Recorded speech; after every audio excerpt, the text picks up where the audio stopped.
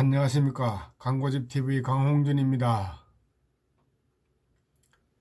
광고집TV 8번째 방송입니다. 구독과 좋아요는 저에게 격려와 채찍이 됩니다. 본격적인 주제를 이야기하기 전에 오늘 내가 본 인문학 특강 김상근 교수님의 강좌를 유튜브를 통해서 보면서 좋은 문구가 있어 젊은이들에게 전해주고자 소개하고자 합니다. 젊은이들이여, 미래는 불확실하고 위험하고 삶은 항상 고단한 것이다. 삶은 항상 편할 수만은 없는 것이다. 한순간 언제든 망할 수 있는 것이라는 것을 명심하라. 열심히 살아도 망할 수도 있다. 미래를 냉철하게 내다보고 열심히 살지 아니한다면 반드시 망한다. 열심히 살아도 망한다. 그러니 반드시 망하지 않기 위해 열심히 살아야 한다.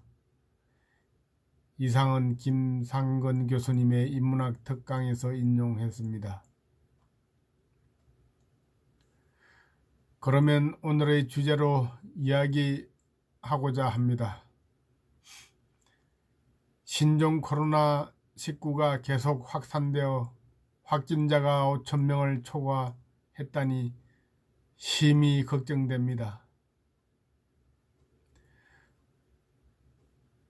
마스크로 우리 국민들의 자존심이 많이 상했습니다. 그 이야기부터 해보겠습니다. 우리는 일반적으로 마스크를 사려면 일주일 분량을 삽니다. 우리 가족은 4인 가족이기 때문에 일주일에 28장이 필요합니다. 몇 주 만에 우체국에서 줄을 서서 마스크 5장을 겨우 구했는데 부족할 수밖에 없죠. 마스크 1장으로 2주일을 사용했는데 정부가 믿지 않겠습니까? 정권을 잡은 대통령이 원망스럽지 않겠습니까? 우리나라 인구가 5천만 명 아닌가요? 그러면 하루에 5천만 장이 필요하겠네요. 일주일이면 35개가 필요합니다. 어떻게 감당하겠습니까? 의료기관에서는 1인당 하루에 2장 내지 5장을 사용해야 합니다. 하루 생산 능력은 1,200만 개라는데 그나마 원단 수입이 제대로 되지 않아 생산에 차질이 많다고 합니다. 35개 처음부터 감당할 수 없는 양입니다. 정부는 사실대로 국민들께 미리 양해를 구하고 마스크 수출을 통제하고 마스크를 긴급하게 수입했어야 합니다. 왜 우리 정부의 고위 관료들은 이런 예측을 왜 못했을까요? 오늘은 내가 살고 있는 충청남도와 대전광역시를 중심으로 재난 상황에서의 의료 전달 체계를 이야기해 보고자 합니다.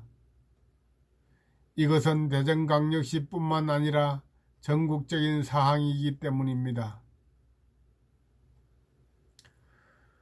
모든 지자체는 현재 대구 상황을 보면서 곧 우리 지자체의 상황이 될 수도 있다고 걱정하고 있습니다. 현재 보건소와 음압병실을 갖춘 의료기관 중심의 감염병 대비 전달 체계가 많이 미흡하다고 보여집니다. 대전광역 시내 선별진료소는 총 14개소로서 5개 보건소 및 종합병원 9개 병원이 전부입니다. 마지막으로 의료기관에 선별진료소가 없던 동구의 대전한국병원이 선별진료소를 설치하게 되어 다행입니다.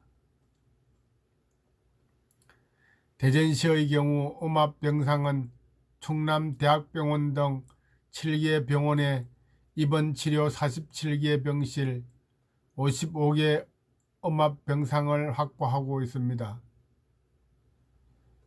시는 확진자가 더 늘어날 것을 대비해 쿼터 격리병실 40병상을 확보하는 한편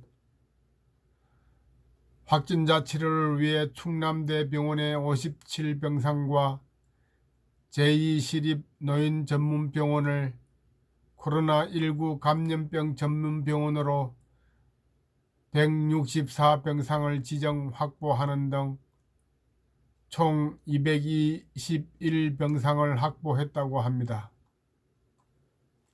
아울러 병실이 부족해질 경우 시공무원 인재개발원 및 국책기관의 연수원을 활용해 생활치료센터를 지정 운영을 검토하고 있다고 시 관계자는 밝혔습니다. 충남도의 경우 의료시설이 부족하지만 의료원과 보건소 등을 포함해 15개 시군에 33개의 선별진료소가 운영되고 있습니다. 격리병원은 6개 의료기관에서 음압병상 36개를 확보하고 있다고 합니다. 음압격리병상이 부족할 경우 중증 확진자 수용을 위해 대전과 충북의 협조를 구하고 종합병원의 국가음압격리병실에 입원시킬 수 있도록 노력할 것이며 천안의료원을 코로나19 전담병원으로 지정하고 격리 입원시키고자 55개 병실 107병상을 확보하고 있다고 합니다. 천안의료원에서도 밀려드는 확진자로 수용이 어려워지면 도내 홍성의료원은 39병실 104병상, 서산의료원 28병실 94병상,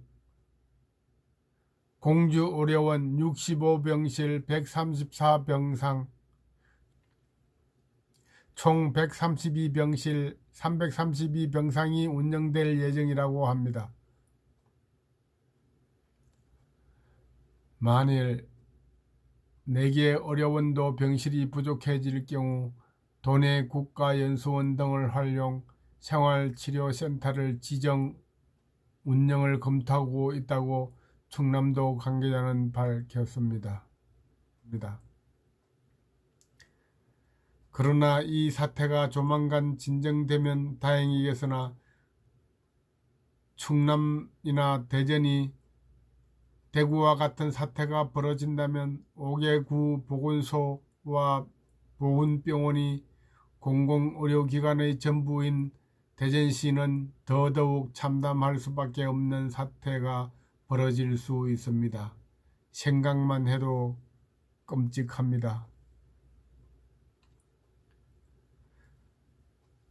감염병 관리를 위해 음압병상이 아닌 의료기관 격리병상 및 생활치료센터 등의 격리시설을 인구 150만의 0.05% 약 750명 수용 규모를 감염병이 발생한 경우 사전에 확보함으로써 만반의 대비를 해야 합니다. 역학조사원들이 부족하기 때문에 경험이 있는 보건직 공무원 1명과 행정직 공무원 1명 및 운전원 1명을 한 팀으로 운영하도록 해야 할 것입니다. 또한 타 부서에 근무하는 역학조사에 경험이 있는 보건직들을 차출하여 투입해야 함은 너무나 당연합니다. 감염병이 창궐 시 보건소는 평시 진료 업무를 하지 말고 감염병 업무만 해야 할 것입니다. 한편 민간 의료기관은 선별진료소와 감염병 전문병원, 그림병원 및 일반 진료기능 등 의료체계를 전시 의료체계로 변경 계획을 세우고 실행하기 위한 준비가 되어 있어야 할 것입니다. 첫째, 모든 종합병원은 의무적으로 선별진료소를 설치하고 검체를 하고 검사를 실시해야 할 것입니다. 대전광역시의 모든 의료기관을 동별로 1개 내지 2개의 감염병 진료 전담병원으로 지정하고 또 동별로 1개 내지 2개의 의료기관은 준감염병 진료 전담병원으로 지정하여 감기 환자 등을 진료하도록 해야 하고 나머지 의료기관들은 평시와 같은 일반 진료를 하게 해야 합니다. 충남도의 시군에 있는 민간 의료기관을 각 시군마다 1개에서 3개의 감염병 진료 전담병원으로 지정하고 또 시군에서 1개 내지 3개의 민간 의료기관을 준감염병 진료 전담병원으로 지정하여 감기 환자 등을 진료하도록 해야 하고 나머지 의료기관들은 평시와 같은 일반 진료를 하게 해야 합니다. 그러려면 당연히 감염병 전담병원과 준감염병 전담병원을 국가 예산으로 상당 부분 지원해야 할 것입니다. 이렇게 감염병 전담병원과 중감염병 전담병원으로 지정하려면 출입구가 1층이거나 전용 통로로 되어져야 하고 다른 업종의 점포에는 감염의 위험이 없어야 할 것입니다. 또한 일시적으로 약국을 원내에 설치, 감염병의 병균이나 바이러스가 외부로의 유출을 막아야 할 것입니다.